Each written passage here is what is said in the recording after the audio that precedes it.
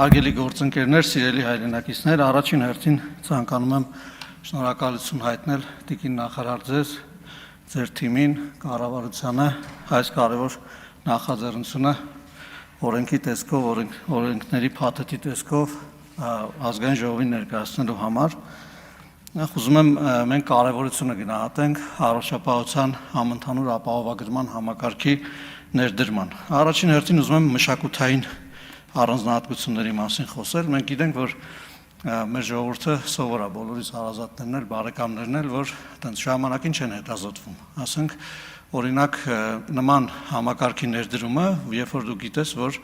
ամեն տարի ենթադրաբար նույնիսկ պարտադրված պիտի լինես, գնաս արյան անալիզի, տարյան ընդհանուր քննության, տարբեր տեսակի ստանդարտ համարվող հիվանդությունների անալիզներ տաս, որովհետեւ ախտորոշվի հիվանդությունը ավելի վաղ փուլերում։ Մենք գիտենք, որ մշակութային առանձնահատկություններ ունենք, մինչև դանակով ոսկորն չի հասնում, մարդը չի դիմում բժիշկի մի հատ հետազոտվի հասկանա իր հետ ինչա կատարվում։ Մանավանդ երբ որ ավելի բարձր տարիքի մարդկանց կամ ռիսկային խմբերին է վերաբերվում, մենք այս մասով նաև կարող ենք արձանագրել, որ համակարգը ինքնին բերելու է մշակութային փոփոխության, այսինքն մարդիկ ավելի են միտված լինելու գնալ եւ ժամանակին կանխարգելիչ միջոցառումներ ունենալու։ Երկրորդ կարևոր հարցը դա հոգատարության մասին է։ Մենք ըստ էության արձանագրում ենք, որ Հայաստանում աշխատող արդյունք ստեղծող, հարկեր վճարող մեր քաղաքացիները, բիզնեսները ըստ էության սկսում են նաև պատասխանատվությամբ վերաբերվել տարիքային այն խմբերի կամ այն հասարակական խմբերի առողջության մասին, ովքեր որ, ասենք, կամ աշխատունակ չեն, կամ աշխատանք չունեն, կամ տարբեր այլ պատճառներով չեն կարողանում օգտվել բժշկական ծառայություններից, ապահովագրական ծառայություններից, գիտենք, որ շատ ծառայություններ մատչելի չեն, թանկ են եւ այլն, եւ բոլոր այդ ծառայությունները, որոնք որ ընդգրկված կլինեն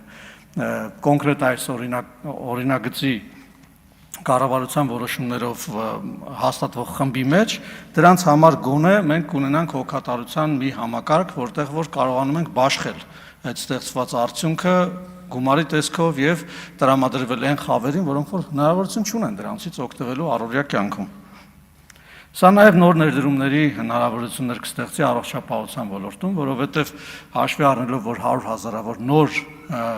շահառուների է վերաբերվում, այստեղ պետք է հաշվի առնել, որ մեր առողջապահական համակարգում նույնպես հնարավորություն կլինի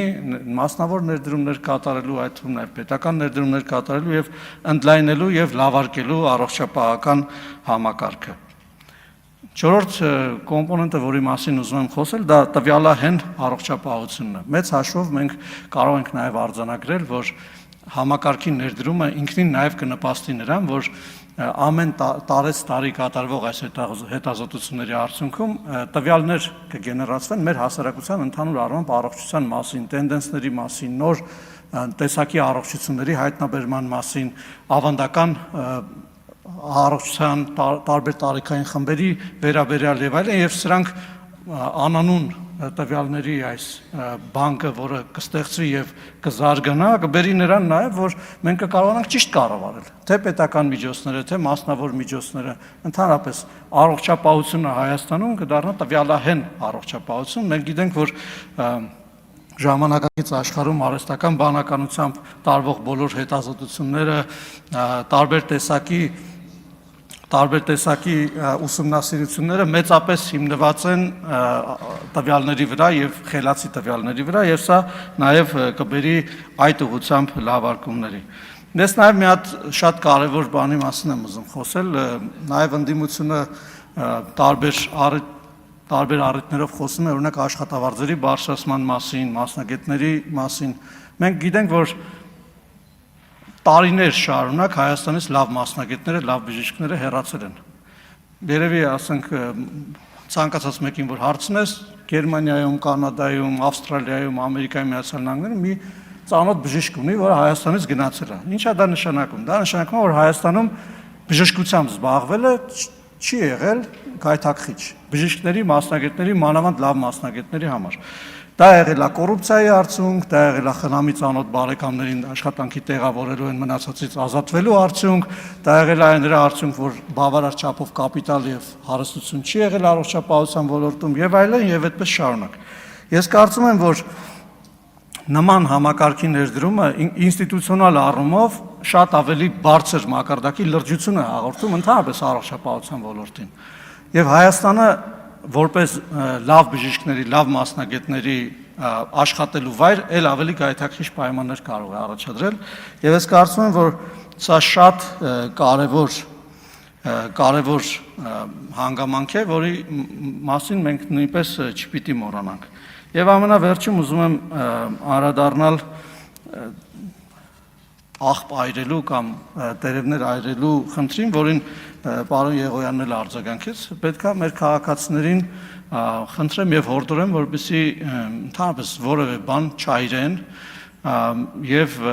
այրելու միջոցով աղբից ազատվելու այդ վատ սովորույթը վերջապես արմատախիլ անեն, նախ որովհետեւ դա հարգանքի նշան է, այսինքն առաջին հերթին դեռ առողջապահական հարցերը մի կողմ, այդ ծուխը շնչում են մեր եւ ձեր երեխաները, մեր եւ ձեր տատիկները, պապիկները, մեր եւ ձեր հարևանները եւ կներեք, բայց մշակութային առումով, ասենք, քաղաքակիրթ չի մարդկանց պարտադրել անել մի բան, ոնց որ մեկի կողքը նստես ծխես, ով որ սիգարի ծուխը չի սիրում։ Խնդրում եմ, որ ուշադրություն դարձնեք, հոգատարությամբ վերաբերվեք եւ իմանաք, որ այդ ծուխը քաղցկեղածին է։ Երբ որ ձեր երեխաները գյուղերում, քաղաքներում այդ հոտը շնչում են եւ օդը կեղտոտ շնչում են, վաղը մյուսօրը կարող է իրանց մոտ քաղցկեղը առաջանա, ասենք մի տարի հետո չէ, 10 տարի հետո կամ 20 տարի հետո։ Խնդրում եմ, որ դա չանեք եւ իմանաք, որ դա տուգանվում է։ Հետո վաղը չբողոքեք, որ ձեզ եկան եւ տուգանեցին։ Շնորհակալություն։ Չմոռանաք հավանել տեսանյութը եւ բաժանորդագրվել Civic AM-ի YouTube-յան էջին։